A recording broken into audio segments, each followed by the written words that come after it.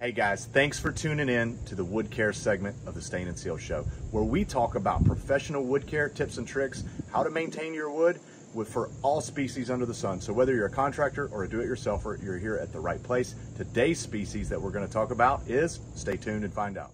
Wood talk section. Today's wood species is California redwood. Like I said it before, we like it so much that we actually created a stain color for it, and we called it Sequoia. So some of you guys have seen that stain and maybe used it.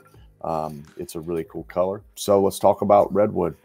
Redwood trees are capable of attaining heights of nearly 400 feet tall. That's known as the world's tallest tree species as of today, right? I'm sure there were bigger trees before, but that's the big ones that we have left. It grows in a very limited area in the Pacific coast of northwestern United States. So redwood lumber is very soft and lightweight. I've got some pieces of it here, and comes in all shapes, sizes, colors. There's sapwood, there's heartwood, there's many different grades of it. But like I said, it's lightweight, but it has a very good strength to weight ratio, so it's nice and strong. It's also very stable. So everyone I know who uses redwood, they talk about how stable it is. So meaning that it doesn't warp, crack, and twist nearly as bad as most other lumbers.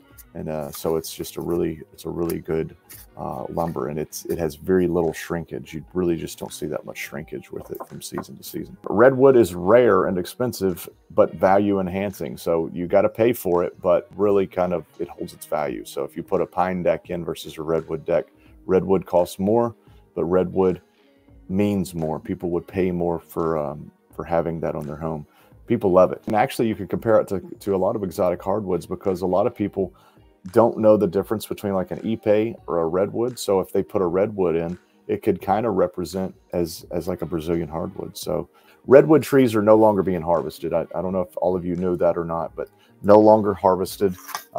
Here is another piece of redwood. Check that out. It's got peel and stick tape on it, and probably a couple hundred rings there. So now it is no longer a commodity. It's more like a collector's item. You just can't go down and cut redwood trees. So you got to take old growth trees that are falling down, or you're repurposing lumber, from my understanding. Its grades are divided into several grades, and they're distinguished basically by heartwood, sapwood. They've got clear and knotty grades. And I'm going to do a screen share here. We're going to go to Buffalo Lumber's website. So here we go on Buffalo Lumber's website. These are some cool guys. We've done some pre-staining for these folks, and you can see what redwood looks like here. Beautiful, beautiful, beautiful lumber. And it's actually just really stunning when you put a nice stain and sealer on it. But let's get down to the grades. So as you can see here, you've got really clear heart grades. Heart would be the red, the heart of the wood, and it's clear, meaning there's no knots. So this would be the premium type of a grade here. Over to the right, this would be just a redwood clear grade. So it's not all heart. You notice there is some white wood in there, but it's very clear, no knots. Down here to the bottom left, we've got like a grade B sap grade. There's knots in it, not a ton of knots, but there's knots, and you have both heartwood and sapwood.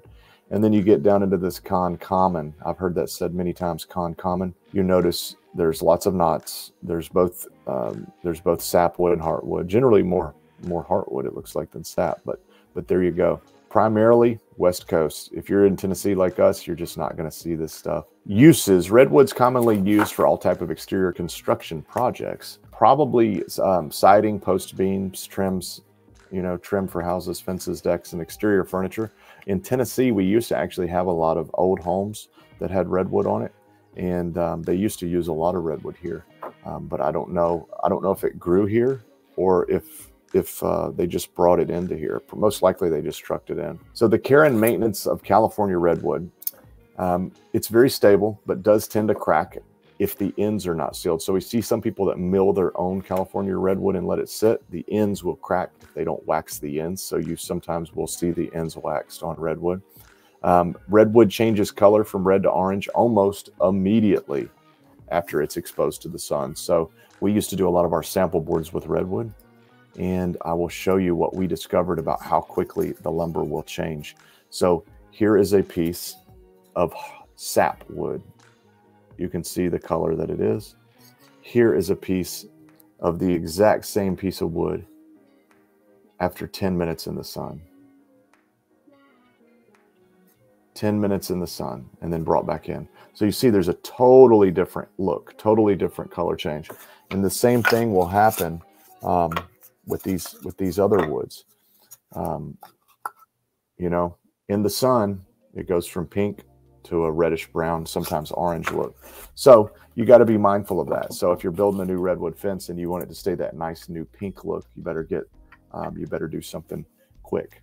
So also redwood turns gray rather quickly. It's recommended to stain and seal it pretty quick. So a lot of guys will stain it the day it's put up as long as the wood is already dry.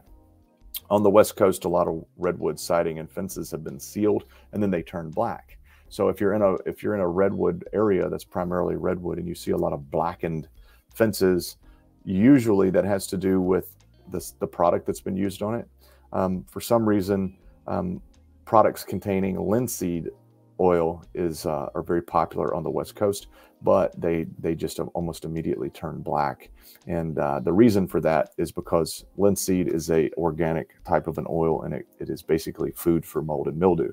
That could explain what's going on. So, but if you use an oil-based stain that does not have linseed in it, you'll be good to go. Let's see, if you want, redwood is also really easy to clean. So I've got a video I'll share with you in a few minutes about how easy to clean redwood actually is.